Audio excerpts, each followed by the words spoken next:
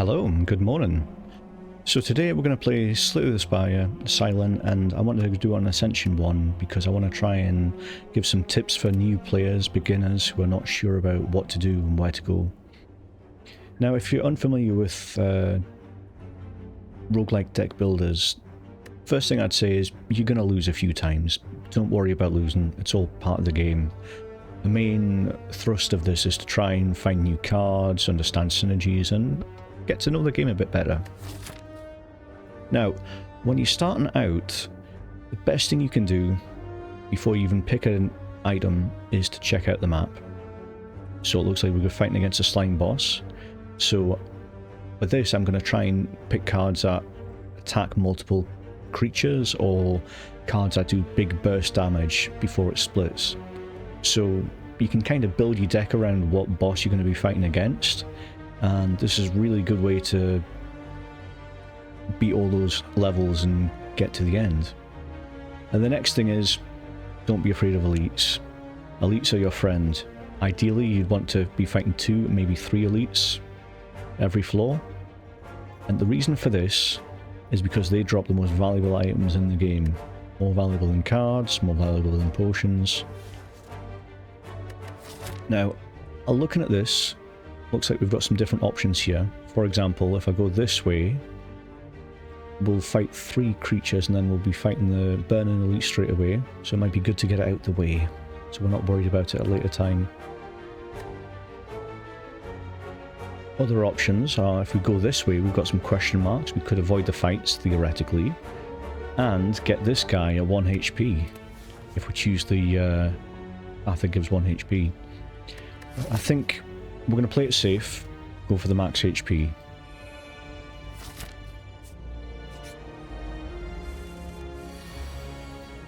Now, when you're fighting creatures, it's always better to save HP at the end than do big flashy attacks. It sounds like it's fun, it feels like it's fun, but it's going to decrease your chance of fighting the boss at the end. And as you play games more and more, you'll get to know the attack patterns and you'll learn what works and what doesn't, when to defend, when to attack. So for example, I'm not done any damage this turn, but I'm not taking any damage, so it kind of sets us up for a better turn next time. Just gradually chipping away at this guy. Now, that is one of the more dangerous first level fights. Which leads me on to my next point. When you're playing, usually the first 2 or 3 fights are going to be easier fights on the floor. And then once you've had your easy fights, you're going to get more difficult mid-level fights. So always use that time to try and set yourself up and build your deck. Get 1 or 2 key cards you can build around. And this guy actually helps illustrate another point. A small deck is usually better than a big deck. If you've got less cards, but they're more powerful, that's better than having 25 cards and you're not reliably drawing the good cards you've added to the deck. There's more chance of drawing a strike. Let's see what we'll get here. Eviscerate, that's okay. It's not the most powerful card, but with the right synergies, we get some more discards, then it can go quite well.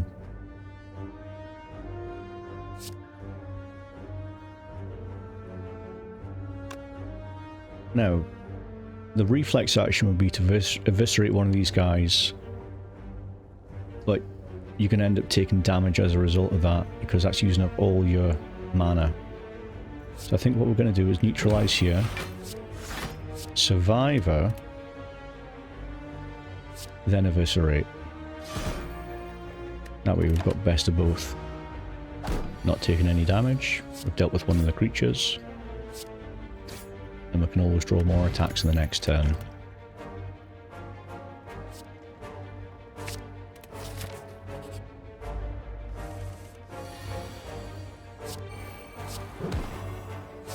Now some types of fights are going to be a rush to see who can do the most damage first, because this guy, for example, every turn he's going to do more and more damage, so Sometimes it's better to take a little bit of damage earlier on, if it means you end in the fight a bit quicker.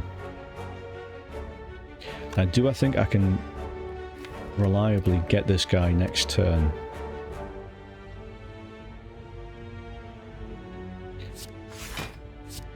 Again, Eviscerate is not the optimal play.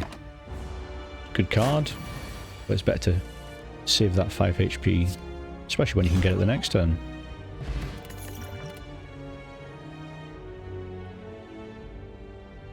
Another top tip is card draw is one of the most powerful mechanics in the game. More powerful than dealing lots of damage, which sounds counterintuitive, but again, it goes back to the smaller deck theory.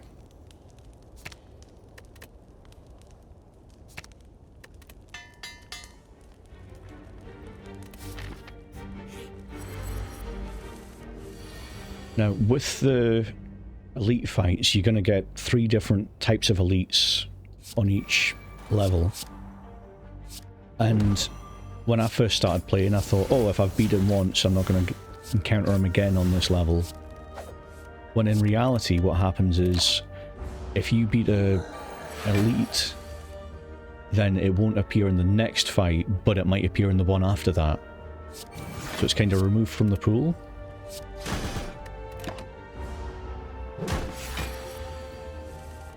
Usually with this guy you want to go full out attack, but we could afford to do a defend in that previous turn. I think we're doing quite well. No. That's a good one, especially with Blade Dance.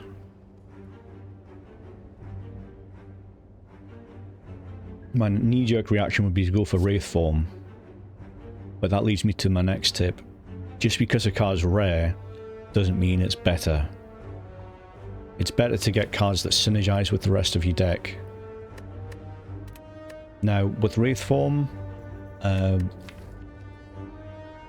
we've got some attacks. We don't really have any additional defense apart from the standard defend cards, which we're going to try and remove as the game goes on. So I think Wraith Form would be a valid pick.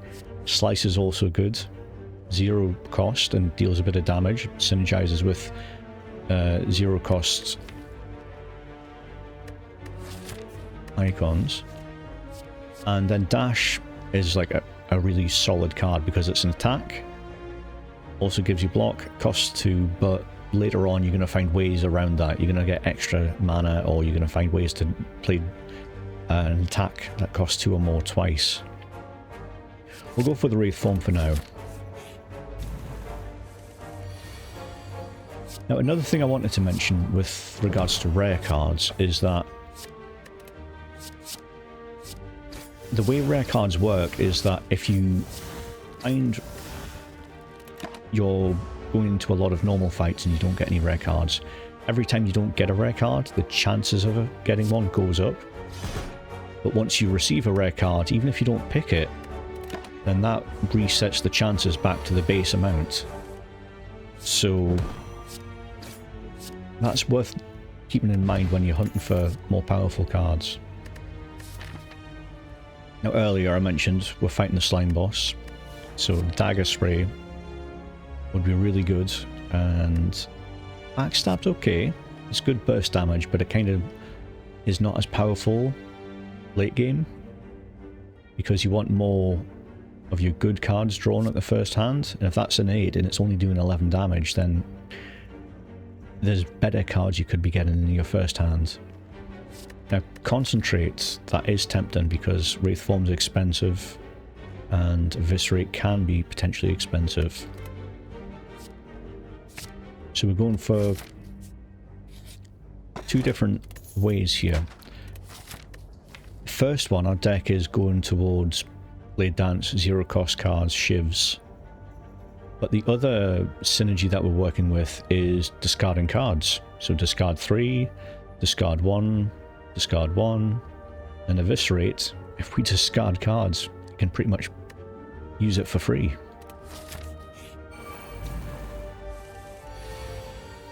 Now, it's always a good idea to only go for 1 or 2 synergies. If you for want of a better expression, if you over synergize and you spread your aim of your deck too thin, then you're not going to feel the full strength of anything. Whereas, if you focus on one, maybe two synergies, you've got more chance of drawing them, you're going to have a more powerful deck, and you're going to more reliably draw synergistic cards, so everything works together. So for example, Poison is another archetype that is great. I love Poison decks, but we don't have any Poison cards. We do have an Accuracy, so maybe a Second Blade Dance is the choice there.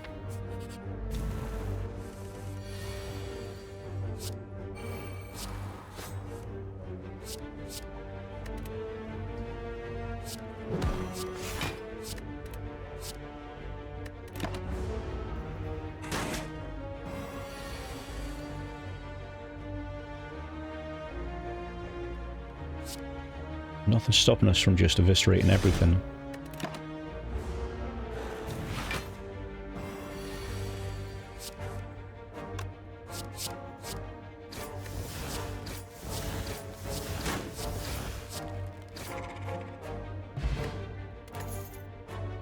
So we've run into a problem here, and this is a very common problem with lower levels. You're afraid to use your potions and you end up getting too many, and essentially you've wasted an opportunity to save HP for the final fight.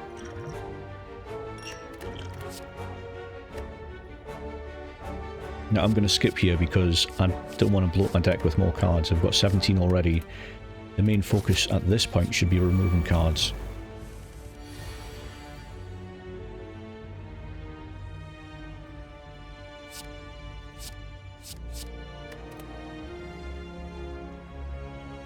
I'm kind of gambling here because I'm wanting Wraith Form, but I also want to try and draw... Oh, that doesn't work. I was going to try and draw something that would help defend against 3 attacks.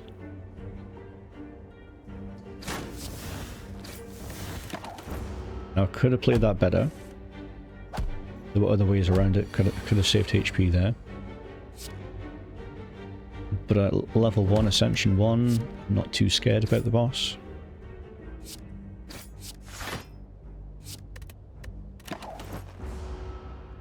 And that's only because I've got a lot of hours in the game. Again, Deadly Poison, always a good pick. I'm going to go for the Piercing Whale.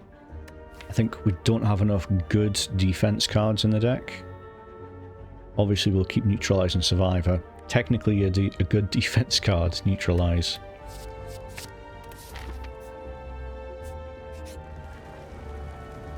Now with the Golden Idol question mark, there's a big debate whether you should just take the max HP, take the injury, or take the damage. Most high level players say lose the max HP because taking the damage can lead you to lose the game. At this point, Essential 1, I'm going to take the damage. Because I'm confident that I can beat the boss without losing all my HP.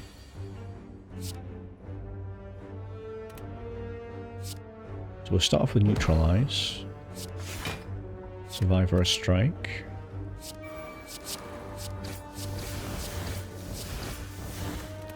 See, that's a good turn. So we've got the cards essential for a good Shiv deck at the moment. I think we're still lacking a bit of defense, but when you're designing your deck, don't think all attack or all defense. The best thing you can do is get good cards that synergize, but get a spread so you've got a little bit of attack, a little bit of utility, a little bit of defense.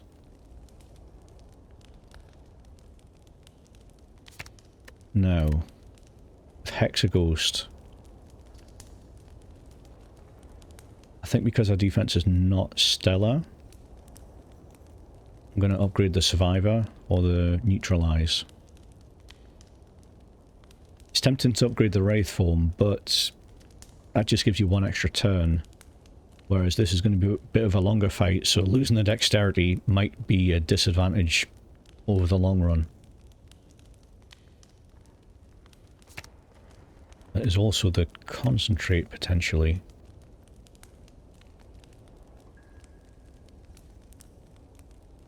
Do you know what? I'm going to upgrade the accuracy. The reason for this is for an unupgraded blade dance, you're dealing an extra 6 damage. Or you're dealing an extra 8 damage with the upgraded version.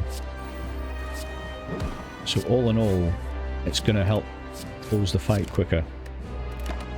Now, with Slime Boss, you should always just take the full HP, half it, that's when it's going to split. So that's what, 50, 60, 70? So if we can get it to 71 and then have a massive turn, that's what we're looking for.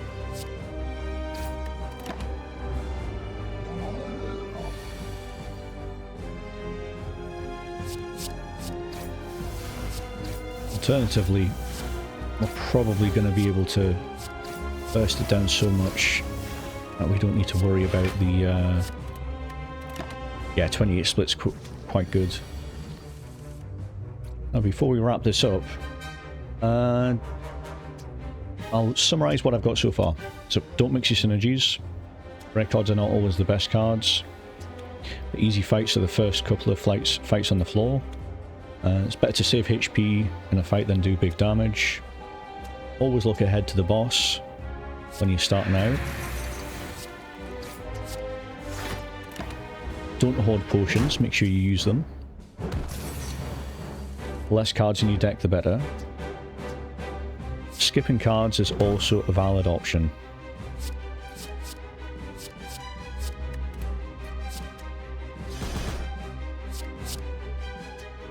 Don't be afraid of mini-bosses. Make sure you go into those elite fights and you get as much as possible. And you're going to lose, so don't worry about losing. This is a game you're going to learn over time. Now, you're always going to get a choice of rares when you win, so... it's tempting to go with the Envenom, but you don't have many poison cards. You do have Shiv, so you're going to be doing a lot of attacks per round. But, I think we're going to go for the Alchemize, because this could be a good potion build. Let's skip that potion. Now, your first thought is always go for the relics with more mana, and 9 times out of 10 you'd be correct. Tiny house is usually not the pick, because you can obtain a potion, you can get gold, you can upgrade cards, you can do all these things, but you can't always get extra mana. Astrolabe's good. I think that's probably going to be the pick, because we have so many strikes and defense that we want to get rid of. Okay, so I'm going to wrap up this video now, but if you have any questions, leave them in the comments and I'll be happy to try and help you out with that. Okay, thanks for watching, have a nice day, bye.